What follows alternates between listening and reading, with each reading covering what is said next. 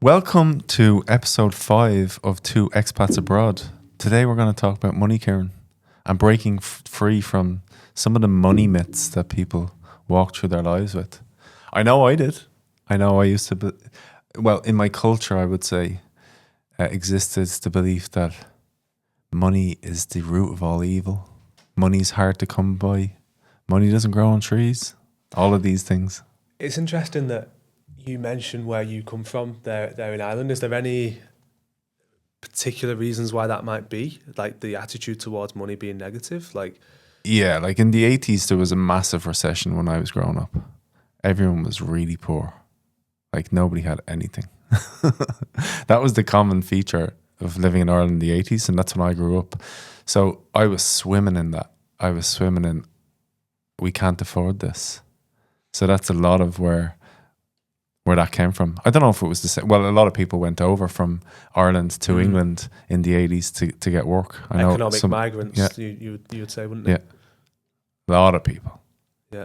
And just if we was to unpick that particular phrase that you've just said there, money is the root of all evil, that is not something, that's something that most people will be familiar with. They'll have heard that, certainly where I come from, and by the sounds of it, where you come from.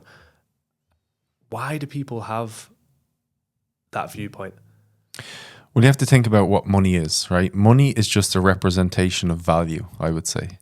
And why that's important is because people get stuck on what money represents because they see that like there's all this corruption going on and governments do all these things, and we're not going to get into that today, but that feeds into it, you know.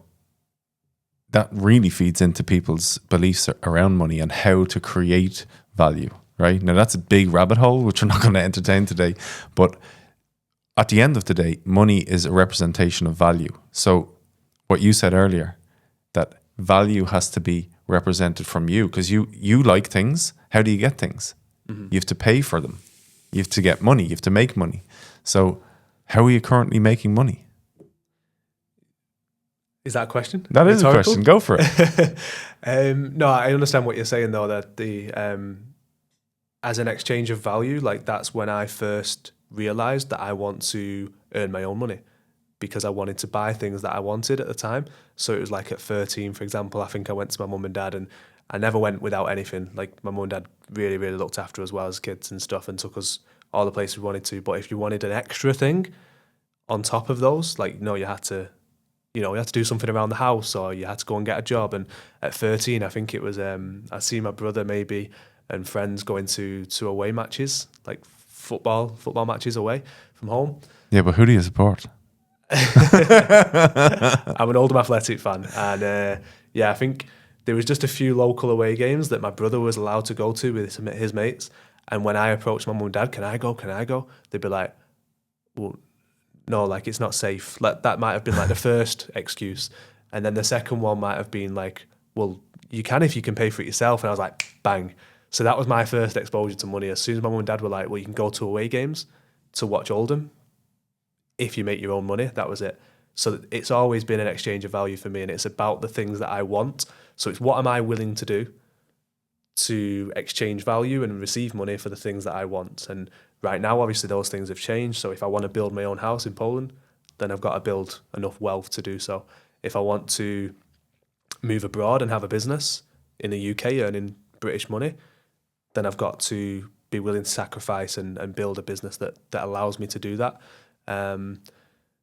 But yeah, I've had to work really hard at the money is the root of all evil kind of phrase as well, because if you have maybe distant family members or close family members that say that enough times, you go, oh, am I bad for desire, for wanting more, for chasing wealth and creating wealth? And I've struggled with that over the years, definitely. Like, am I doing the things that that are frowned upon in society by people that are not doing those things?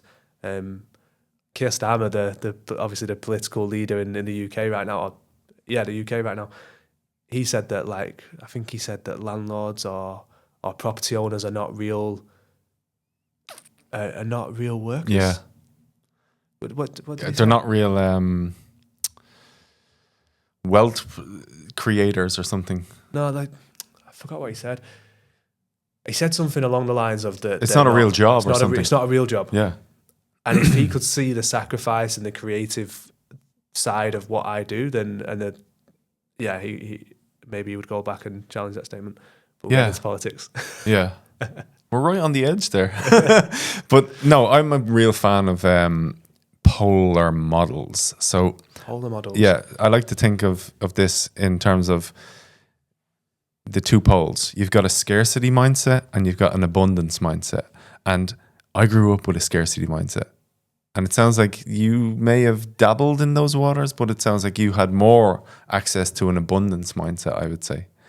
Now, over time, I acquired an abundance mindset because I realized nobody's coming to give me what I want. I'm going to have to enterprise and innovate to get that. So from a young age, I used to go around washing cars and cutting grass. Now, how good of a job I did at 10, 11 years old is debatable. But I learned that if you put work in, you can earn money. And because what was being repeated at home was, money doesn't grow on trees and, we can't afford this. So it made me realize the value, again, there's that word, of money, and that it can get you the things that you want. Yeah, exactly.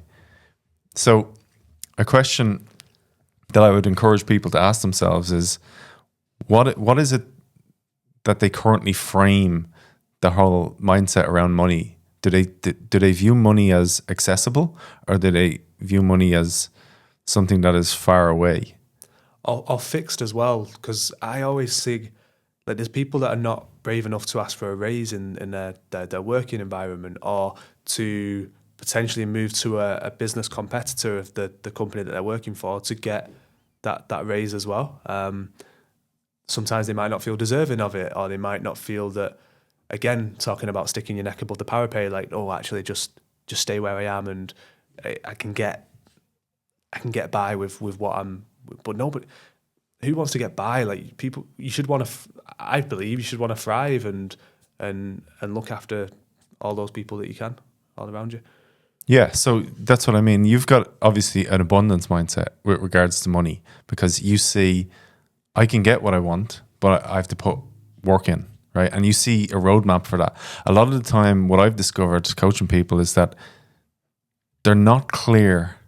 There's some magical thinking surrounding money. And this is one of these areas specifically in life that a lot of people have magical thinking. It's like they believe money grows on trees or something, or they believe that money is not accessible for them. And there's a myriad of reasons for that.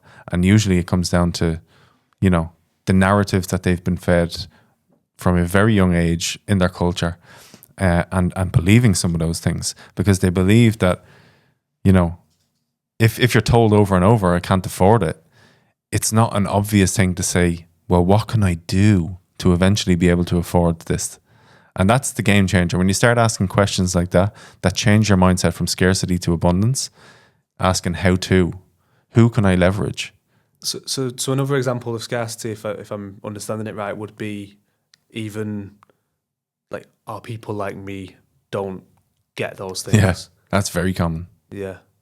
So, and that's because you're putting yourself in a fixed and a scarcity mindset where you're going, no, I'll never be able to break from this environment, or from these streets, or from this town, or yeah. Yeah, I think in the last episode we talked about tall poppy syndrome, and that's exactly where this comes from. It's like, I can't because of where I come from, or or what will people think if I step outside of my boundary that I've created. I'm not deserving. Yeah. Yeah. All those narratives, they're just not helpful, and they create a sense of stuckness, and people feel like they can't move forward and they can't, accumulate wealth. I imagine that a lot of people listening to this, they either follow you and they're looking at your progress in terms of investment, and they might have a lot of that going on. They might say, he's doing all that stuff, I want to do that, but they don't know where to start. There's a sense of stuckness, and they might have some of that sort of scarcity mindset, and say, no, I can't do that. Or even they're holding themselves back from getting what they truly want and deserve because of money is the root of all evil. I've heard that so many times, enough times for people, to believe that. So it's like, I don't want to step into the realms of wealth generation. Creating wealth. Because then I'm evil. Yeah. And I've been there. I get it. And it's like, well, ultimately, just strip it back and look at your values and look at why you want to create wealth. For me personally, it's so I can look after those closest to me, and then their friends and their family members. But ultimately, like, as long as you're not using money for bad things, like for bad purpose, it's like, I don't know. It frustrates me. It frustrates me that people still see money and wealth creation as something that only the money is the root of evil. Right? Yeah, but so the real liberating thing I think around money, and when I adopted this belief, is that money creates more options, and more options creates freedom. Yeah, that's ultimately a wholesome set of beliefs that I would encourage people to adopt, because it's not evil to own money or to create wealth. Wealth generates more wealth. You can employ people, you can set up businesses if you're wealthy. Which provides opportunities Exactly. for people, which is not evil. Exactly. Yeah. It's the opposite of evil, I would say. It's the creation of freedom for more and more people. Yeah. The wider the net, the better off everybody is. So, yeah.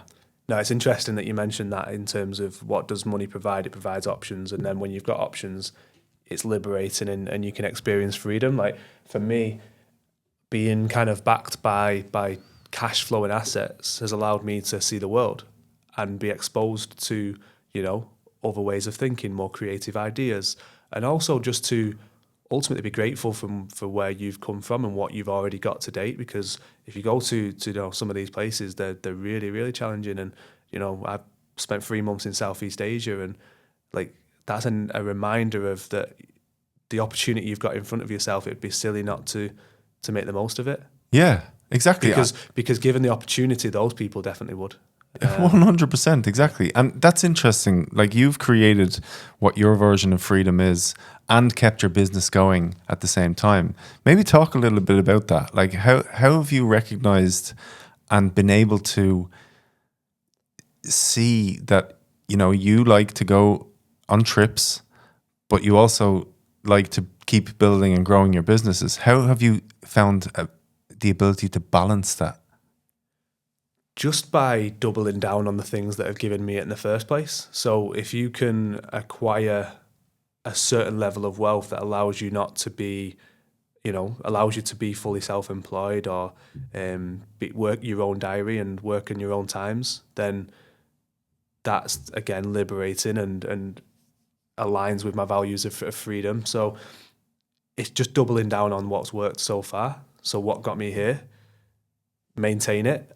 And then if I want to go there, then what do I need to do in between? But yeah, so I quickly realized that, hang on a minute, investing in property is my vehicle to have more options, choice, freedom.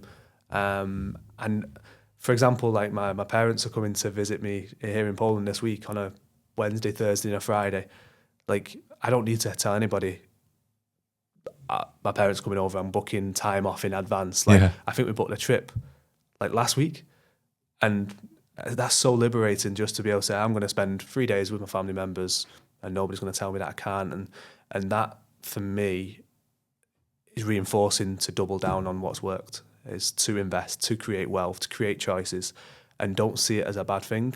Like, because ultimately that's what we all want to do. Most people, is spend time with loved ones. Of course, exactly. And, if we're to sort of think about things that... Or maybe resources that have helped you with your money mindset over the years. Have you read any books related to this? So many, so many. I think a really good one that I liked, Morgan Housel, I think, Psychology of Money. Then there's Napoleon Hill, The Psychology of Wealth. Oh yeah, I think. There's obviously like the staples that I've actually not engaged massively with, but I know that it was a a game changer for most people. Rich Dad, Poor Dad, acquiring assets and stuff like that. And then also Robert Kiyosaki is called. He has another book called The Cash Flow Quadrant. And essentially, if I try and remember this properly, there's E for employment, S for self-employment, B for business operator, and then I for investor. And essentially, like, you want to work your way through that quadrant, but ultimately become an investor, because investing is the true kind of wealth creation. Like, I don't know any mega successful person that hasn't invested at some point in their life. So recognize that and go, well, if I want to have the things and experience the things that these people have got, then I need to become an investor at some point, whether that be investing in your personal development to begin with, then investing in books and education courses, and then physically investing in assets. And it's like a sequence of events. But yeah, that cash flow quadrant is really interesting, because it breaks down the fact that if you always stay in employment and don't break into at least one of those other quadrants. Like, your salary is capped, so like you can't maximize your potential by staying in employment. You have to free yourself to get into one of those other quadrants. And it is a mindset shift in terms of all of those things, because if you stay in the employment paradigm, there's an associated limit on what it is that you can earn there. Well, the other thing that you're doing in that quadrant is you're exchanging time for money. So you've physically got to be at the desk, or be in the room, or be in the office, or be at the conference. And so in that time where you could have been invested in an asset that's creating more money for you and creating more choice and freedom, you've actually got to physically sit there and do the work. So that's the biggest shift, is that you are exchanging your time. So you're putting a ceiling on your potential, definitely. Going back to something you said in an earlier episode around advice you were given in terms of investing in Bitcoin, and thinking about that now and the rise of Bitcoin over the years, and what that sort of means in terms of creating freedom. You know, it's multiple thousands x what it started out in terms of its value over the course of the last maybe 10 years. How do you view that whole story? Because I invested in Bitcoin, and, you know, I think it's amazing. I view it as freedom money. How do you sort of view that now in terms of that advice? Is it like a missed opportunity? Are you happy that you're in? Yeah, like, obviously I wish I'd have got in when he told me to, but I probably wouldn't have been ready for it back then. I mean, it would have only cost me a few quid, to be fair. So I wouldn't have had to put thousands into it first. So yeah, was it a missed opportunity? Yeah, it'd be fair to say it was, but I wasn't ready for it. I wasn't mature enough in my thinking. It would have been risky for me at the time. So then when I eventually did, so I did in 2019. So yeah, 6 years ago. Basically, that's when my investment journey started, when I was 22. So self-employment at 20, and then 22 kind of investing properly. And like, I was ready for it then. I'd read all of the books. I'd surrounded myself with other investors, other business operators, other entrepreneurs. I felt ready to put some of my money into an asset. What about yourself? Like, what was your journey into that investment world? Yeah, so when I went on a philosophical journey around freedom, starting, I would say, in 2008, and freedom being kind of front and center of it all. Yeah, freedom, political freedom, philosophy. You know, going back into history and understanding even the origins of money. Even I was really interested in that stuff. So I was in that sort of world of listening to economic theorists, and Bitcoin comes out into the world. I think it was 2009, maybe. I got in 2012 or 13, and at that stage, I think it was. That would have been around the time that I got told about it, but didn't do anything. Yeah. Yeah. And it was very accessible back then. Like it was about 200 quid for one Bitcoin. Now you look at it, it's like $90,000, maybe more. But that journey has been incredible, and there's been waves because I made a lot of errors with that. I invested in some shady stuff and I lost my bag. So it's been quite a journey with that stuff. But it really helps you understand that money is really just a representation of value. Because like, what's a Bitcoin? Like, what is a Bitcoin? Like, very few people know what it is. And to be honest, I don't know exactly what the hell it is. It's some sort of computer work going on, some graphic-y, I don't know what the hell it is. And it does hashing, whatever that means. And it ends up in private wallet and all this sort of stuff. And there's exchanges and all that sort of stuff, which I wouldn't recommend that you keep your money on an exchange or your Bitcoins on an exchange. But it is a store of value. It is a store, a representation of value. Exactly, which ultimately ends up in freedom for people, because figure that out yourself. Why it's a representation of the and gateway to freedom. Choose what you obviously want to expose yourself to. Yeah, like exactly. I'm more exposed to obviously property than I am cryptocurrency. Yeah, exactly. But crypto investing it's a huge market now. Like there's billions going into it. Even BlackRock have put something like 10% of their portfolio into Bitcoin, or maybe 2% actually. But that's still quite a substantial amount of money. And it's crazy how the markets move as well. With yesterday, did you see what Donald Trump tweeted? Yeah. And then instantly a 15% growth in the markets. It's insane. But yeah, it's ultimately that's investments do allow you to create wealth, create choices, create freedom, create options. It has done for me. And like we've spoken about this at length. Like I'm from one of the most. It's never nice to kind of say this, but ultimately it's one of the poorest towns in the UK. Like not a place where a lot of wealth is generated. So I'm really passionate about helping people in those places get what they deserve and what they want to achieve, which is ultimately why I'm here. Because I don't just want to do this by myself. Like I want to lift other people up and elevate them and make them realize that you can be an investor too. Because I think that I was speaking to somebody about this a few weeks ago from my hometown who was struggling to identify themselves as an investor. So I just stripped it back and I said, well, talk to me. Like, what does investment mean to you? And he told me. Great question. And then he was like, and I said, okay. I said, so told him I said, where do you feel that you have invested in your life to date? And he said, well, I've invested in this conversation with somebody who's actively, running property businesses and stuff like that. And I said, okay. I said, so do you recognize that you're also an investor then? And he was like, so just that identity switch and allowing yourself to see yourself as an investor can just instantly change. And it can be as small as that. It's like, what is the option that you have in front of you? Like that's a question I would pose to people listening to this.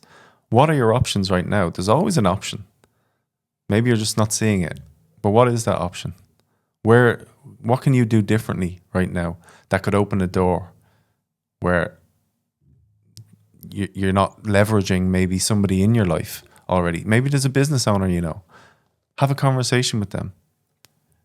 I think it's really important to add as well that the people that do have scarcity mindsets, like 9 times out of 10, they'll hoard wealth, not even hoard wealth really, but hoard their money. Yeah. So they'll save.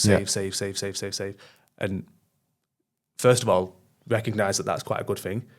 But then if you've got £40,000 saved up over a 5-10 year period, that £40,000 saved in just a bank account at low interest rates will still pretty much be £40,000 in 10 years time.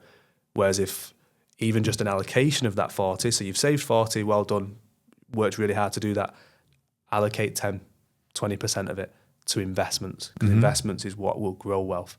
Savings will never grow wealth. you have to work incredibly hard to build wealth through just savings alone. Because a bank, for example, will take your money and it's safe sat in the bank at 1.5% interest. But guess what? That bank's spitting that money out to somebody like me to invest in assets, to build businesses, and they'll loan it to me at 4 or 5 or 6%. And then I'll be making 10%, and then somebody is making 20%. So that money that's yours, that's in the bank, is not actually always sat there. It's being Used, yeah. and used. So I would encourage everybody to think more like a bank and think, how can I maximize the opportunity that I've got in front of me? Yeah, and you have an opportunity for people. Do you want to tell people a little bit about that? Yeah, so like one thing that I'm really passionate about is not charging an extortionate fee for mentorship, because that person might not necessarily have the same tools, the same mindset, the same network, the same resources that I've got. So if I charge somebody £5,000 for mentorship, but then I ask them, I suggest that they should go and do something, and then they don't do it, that £5,000 has been wasted. Yeah. Whereas if they invest that with me into an asset, I'll show you everything that I'm investing it in. I'll be fully transparent. Come along with the journey with me for 12 months. Get interest on top of your investment, and you've got all of that knowledge then to apply yourself the following 12 months. So you not only, you put the money up front, because that's your accountability to turn up, you get it back in 12 months with interest on top, with a free education, essentially. That's a no-brainer. And it's obviously, we coined it like earn and learn. But for me, that was just to separate myself from other people that just take money and provide a zero add service. Like, I'll take it, invest it, give it back. Beautiful. So it's, I love that. I wish it was I don't think it was as common when I was starting out. I'm happy with the journey that has played out for me. But if it was around, like I've said to other people that have approached me about it, I said, listen, I might not be that person you want to earn and learn with, but I think it's a fantastic thing to do. So go and find somebody else that you might want to do it with. Absolutely. But if you think that I'm that person that you want to spend 12 months with, then let's do it. Yeah, and we'll leave contact details below in the show notes for people to get in touch with you. Yeah. But then obviously the other thing is the fact that not only is that an option, but leveraging somebody that can make you think differently, ask healthier questions, which is why ultimately we joined forces, because I sometimes ask great questions, but you consistently ask great questions. Well, thank you. But, it's a skill. Again, it's not just something that I was born with. You have to learn these things. Like anything, creating value in the economy and in the world is something that everybody can do, and everybody can work on doing that. It's finding out, how do you want to create that value? What is the thing that really moves the dial for you based on your values and what's important to you? So that's really what I would encourage people to do and think about from this episode is, what are your options? There's always options in terms of creating more wealth, leveraging your network. Who's in your network right now that you can have a conversation with? Really, really important. A lot of people leaving stuff on the table there. No, 100%. And just be curious. I've say this all the time. Just be open-minded, be curious. Try and get around people that are doing it, and detach from that stigma of money is the root of all evil, because it's not. It's just an exchange of value to create options and choices in your life. Yeah, that's an exercise I would really encourage people to do, actually. Write down your opinion about money. What are the beliefs that you've inherited over the years from your culture? And examine them and ask yourself, do these serve me? Because even the story that I always kind of go to is about kind of credit cards, and when I got told to get any credit card, don't get a credit card, it's risky. Well, for who? Like, it's not risky in the hands of me, because I know what I'm doing, and I'm doing a financial diploma, and I'm doing business studies, so I know how to manage resources and manage money, and so credit card's not risky for me. It might be risky in the hands of somebody else, but yeah. So be careful where you take advice from, and And yeah, the beliefs that you have from the environment that you're in. Yeah. I think we'll draw a line under that today and leave it there. Yeah, I would just obviously in terms of a call to action, like I would definitely encourage people to read The Psychology of Money by Morgan Housel. Really, really kind of stripped back, easy to read, and allows the reader to gives the reader permission to generate wealth and not feel dirty for doing so. And for even just the simple thing of asking for a raise at work. If you work your ass off and you're working hard for that company, be brave enough to go and ask for a raise. Yeah. And if they don't value or respect that, okay, cool. Go and look for an environment that you will be respected and valued. Yeah. Some good lessons there. I like that. Happy? Very happy. We'll see you on the next episode.